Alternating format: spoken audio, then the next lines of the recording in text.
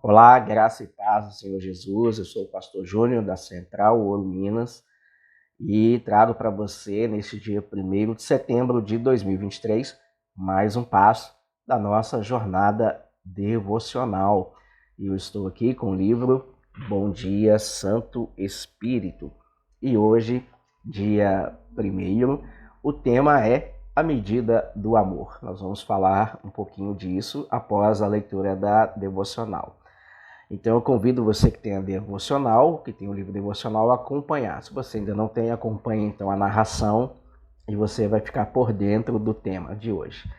Mas eu quero convidar você também a se inscrever no canal, a compartilhar com seus amigos, com irmãos e irmãs de outras igrejas, para que possam também estar conosco nessa jornada devocional que acontece toda sexta-feira. Diariamente a igreja Central Ouro Minas tem feito essa devocional, os membros que têm esse livro têm feito as suas leituras e tem sido muito bom. E nós compartilhamos um pouquinho toda sexta-feira com todos os nossos amigos e companheiros aqui do canal do YouTube. Então se inscreva no canal e compartilhe.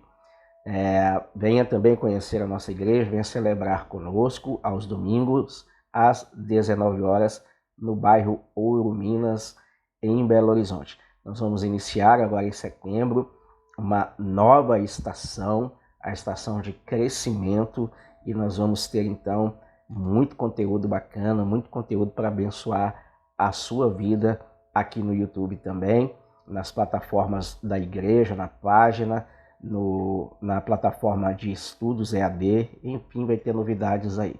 Então minha oração é que Deus abençoe a sua vida e que você experimente um crescimento pessoal, espiritual, ministerial, um crescimento no relacionamento com Deus e no relacionamento com seus irmãos. Que Deus te abençoe. Vamos então para a nossa jornada devocional de hoje.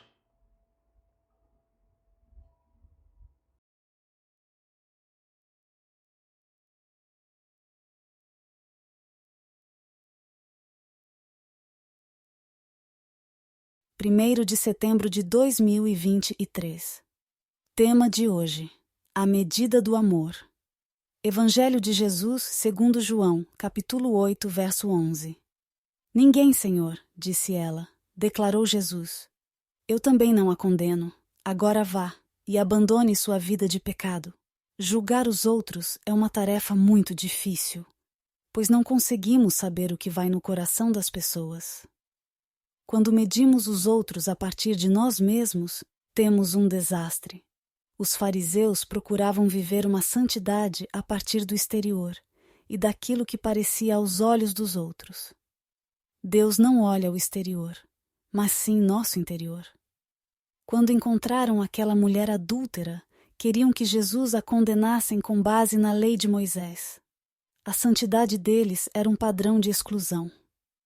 Jesus não a condenou. Ele, que vivia o padrão de santidade como expressão do reino de Deus na sua vida, usou a santidade para ser a porta de entrada para o perdão. E no meio do perdão, ela teve a oportunidade de desfrutar uma nova maneira de viver. Jesus deu à mulher uma condição nova. Vá e abandone sua vida de pecado. Não condene os outros para não ser condenado. Não julgue para não ser julgado. Ame e você será amado. Com a mesma medida que julgar, você será julgado. Que a sua medida seja o amor. Eu quero deixar um breve comentário a respeito deste assunto da devocional de hoje, porque nós estamos contextualizados com as implicações dele em nosso dia a dia, né? Nós somos acusados de sermos pessoas julgadoras, e às vezes nós somos colocados às vezes como as pessoas que são injustamente julgadas, e às vezes nós somos. O que Jesus está querendo ensinar, o que nós aprendemos, é que o julgamento é uma questão de capacitação, de tempo, de ocasião e de propósito. Ao dizer que nós não temos a capacidade, eu quero dizer com isso que nós não somos justos no nosso julgamento. Nós não julgamos da maneira correta, né? E o texto faz eco à fala de Sócrates, que só sei que nada sei. nós então somos alertados sobre a nossa insuficiência moral. Nós fazemos juízos imperfeitos, nós não conhecemos todos os lados de uma história e nem compreendemos plenamente a complexidade do coração dos homens, muito menos do nosso próprio coração. Então, embora algumas pessoas prefiram se auto-enganar dizendo que são conhecedoras de tudo, de todos nessa vida, a grande verdade é que nós não temos recursos suficientes de conhecimento da história e das pessoas envolvidas em qualquer fato para que a gente possa então julgar com a reta justiça, né? Jesus ensinou lá em João capítulo 7 que acabamos por emitir julgamentos baseados em vários fatores, mas menos na reta justiça. Talvez porque ainda nós, na verdade, também não experimentamos ainda nessa terra o que seja uma reta justiça. E como as coisas aqui no Brasil vão piorar com relação ao que é justo e a justiça, talvez nós devêssemos ver o copo meio cheio. Pois bem-aventurados são aqueles que têm fome e sede de justiça. Quando eu digo que é uma questão de tempo, eu quero dizer que a primeira vinda de Jesus, a vinda, no caso aí do texto, né, na primeira vinda de Jesus, ela é marcada por uma missão de redenção e de transformação. Na primeira vinda, a missão de Jesus não era julgar e condenar o mundo. Isso nos fala da paciência de Deus, né? Uma paciência que oferece à humanidade, a cada um de nós, o tempo de arrependimento, o tempo para mudanças e para o nosso crescimento espiritual. Como bem observou o filósofo e teólogo Soren Kierkegaard, o tempo é um grande mestre e ele organiza muitas coisas. Essa ideia nos serve como um lembrete de que julgamento, embora esteja adiado, ele não está eliminado. A divisão da teologia, chamada escatologia cristã, nos diz que um dia o julgamento virá e será marcado pela segunda vinda de Cristo. A expectativa de um julgamento futuro, ela deve então nos levar a viver de uma maneira mais consciente, compassiva e mais justa. E nesse sentido, neste tempo atual, ela é um grande presente. É um espaço de graça onde nós temos a oportunidade de crescer, de aprender, de preparar para o que está por vir. C.S. Lewis descreveu este mundo como um vestibular para o próximo. Nós estamos aqui para aprender, sermos moldados, sermos preparados para a eternidade. Portanto, enquanto o julgamento final ele pertence somente a Deus e ao tempo de Deus, né, ao tempo que ele designou, o presente é o nosso campo de aprendizado. O presente é o tempo, é o terreno onde nós podemos exercitar valores que têm muito peso e que é o desejo de Deus para o nosso coração. Valores como o amor e a misericórdia e a própria justiça, né? Quando eu digo que o julgamento também é uma questão de capacidade, de tempo, mas é também uma questão de ocasião. E esta ocasião que nós estamos vivendo hoje, ela não é a ocasião de julgamento. Nem eu, nem você fomos chamados para julgar, muito menos para concluir esse julgamento com a condenação. Mas isso não serve, isso não significa, aliás, né, que a ocasião não virá. Né? A ocasião não é um mero acaso, né? Mas ela é um momento totalmente, especialmente preparado por Deus.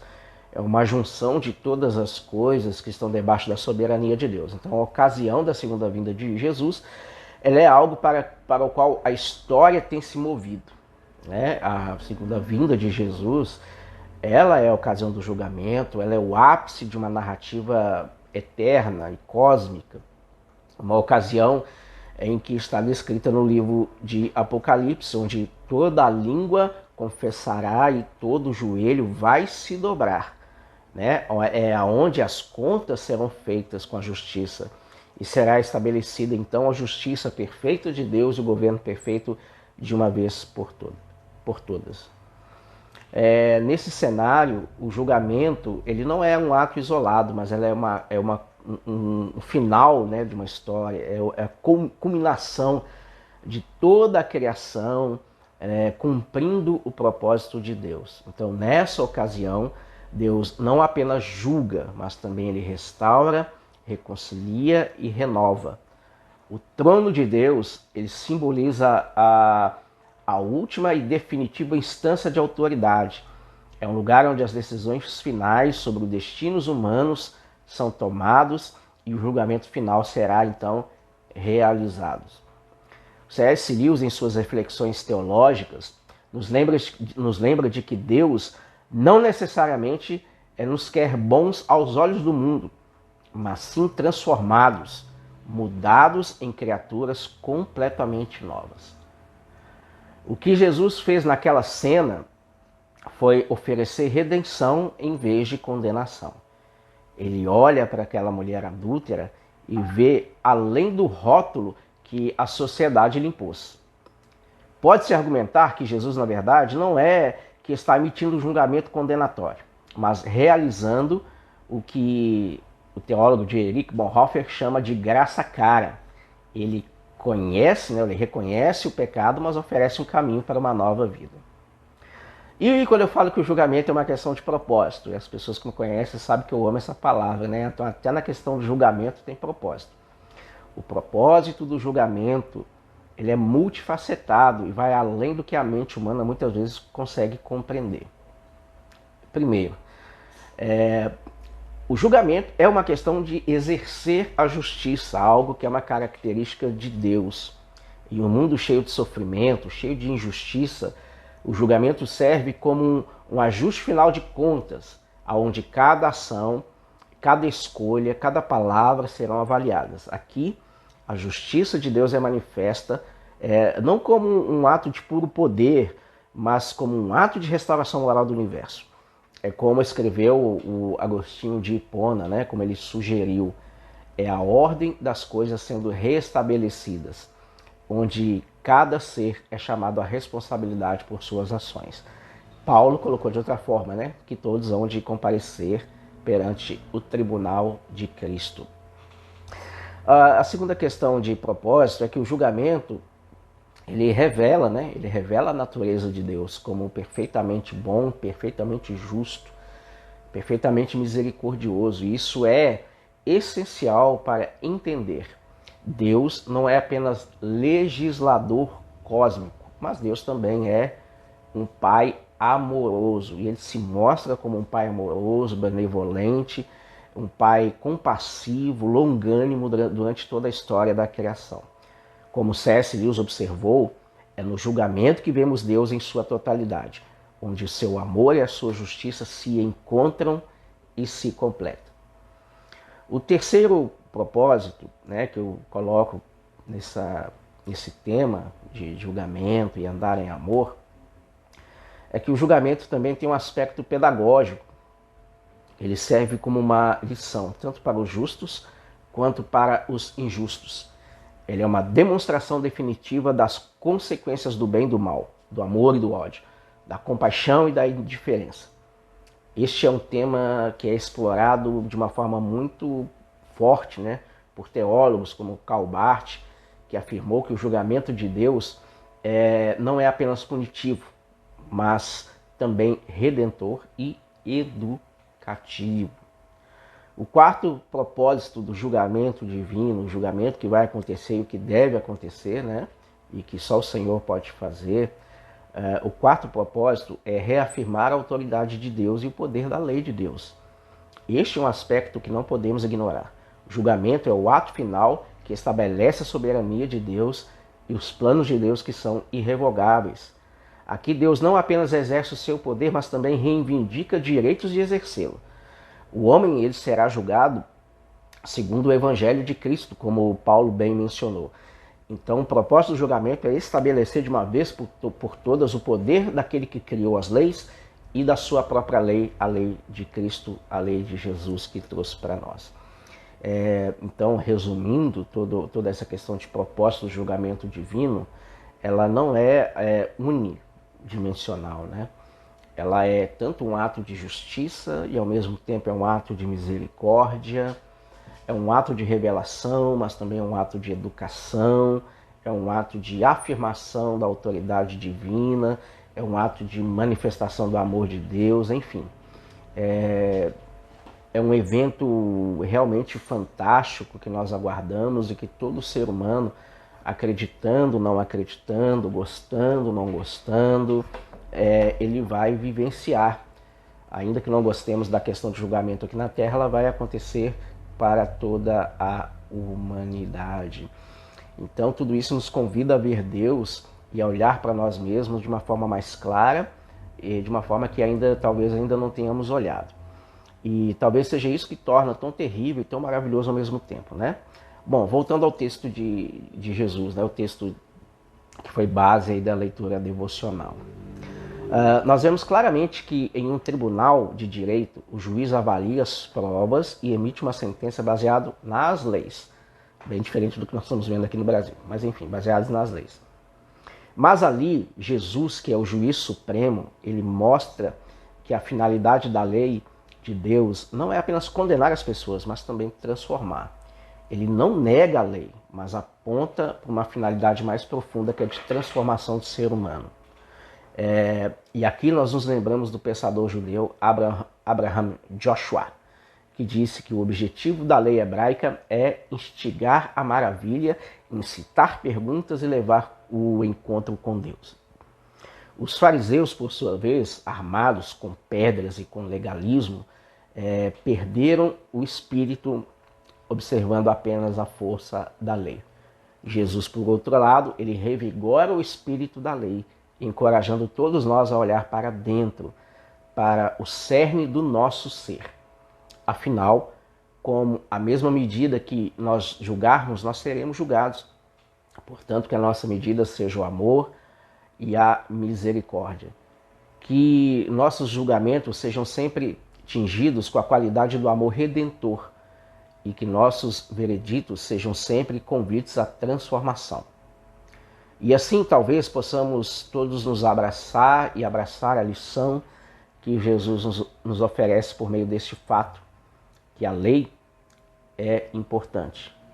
Sim, mas o amor é supremo. Para encerrar, eu quero abrir os olhos a uma outra realidade quando se trata desse assunto.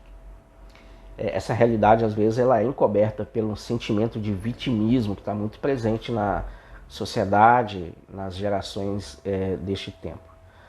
Bom, se você já orientou alguém, se você já advertiu alguém, se você já corrigiu alguém, alertou, admoestou, então eu tenho certeza que você já ouviu alguém dizer que você estava julgando, que você é um julgador, etc. Bom, é verdade que Jesus declarou à mulher do texto que ela deveria abandonar a sua vida de pecado. E ainda assim, ele também afirmou não ter vindo para julgar o mundo. Então isso parece um paradoxo, né?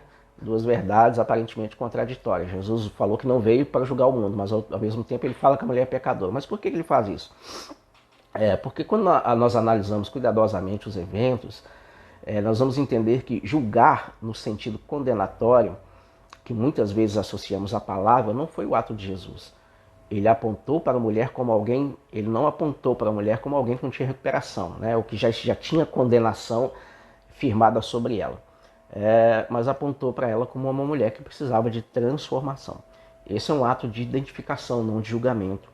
Então, no sentido da lei de Moisés, representada pelos fariseus, ali estava presente este fato, né? Que naquele momento Jesus demonstrou que é possível reconhecer o erro, né? Chamar a pessoa de pecadora, chamar o pecado pelo nome, sem desvalorizar ou descartar a pessoa que errou. Então, às vezes a gente fala, ou a gente ouve de alguém falando, você está em pecado. Isso não quer dizer que a pessoa está nos julgando, ou quando nós falamos isso para alguém, nós estamos julgando. Isso é uma distorção tremenda, né? Em muitos círculos religiosos e até em estruturas sociais, nós confundimos a identificação do erro com a condenação. E as pessoas então criam muito ódio e não querem mais ser corrigidas, não gostam de ser admoestadas, né? Mas Jesus mostra essa distinção. Em sua primeira vinda, ele não veio julgar, mas em várias ocasiões falou que as pessoas estavam em pecado, mostrou qual era o pecado, Lembra da mulher samaritana? Ele falou com ela, olha, o homem que você está hoje não é teu marido. Então Jesus não estava julgando ela, estava apontando e dando a ela a oportunidade de mudar. Então, o seu pastor às vezes quer te corrigir, aceite a correção, sua mãe, seu pai, seus irmãos trazem palavras, você deve então acolher aquelas palavras, verificar o fundo delas, qual é o desejo, o que está por trás, mas não simplesmente se colocar como vítima, se colocar na defensiva e falar, você está me julgando, né? Isso faz com que as pessoas percam grandes oportunidades de crescimento e de amadurecimento. O julgamento condenatório, ele fecha as portas da graça e do conhecimento, mas o amor colocado nas palavras e dando a oportunidade da pessoa mudar de vida, ela abre uma porta para uma nova vida.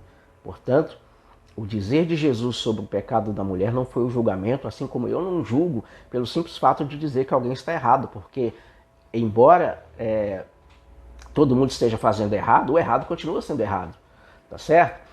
Então, tá certo, né? Mas uma afirmação, né, o que Jesus estava fazendo era uma afirmação que apontava para uma necessidade de transformação e que era sustentada por uma oferta de transformação e graça.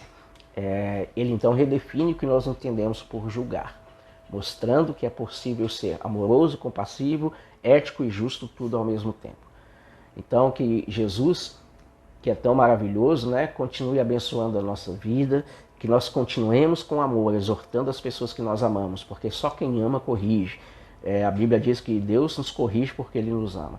Então que possamos aceitar as correções e continuar fazendo as admoestações em amor, porque o amor é o nosso maior poder, o nosso maior vínculo. Que Deus te abençoe, em nome do Senhor Jesus. E até a próxima.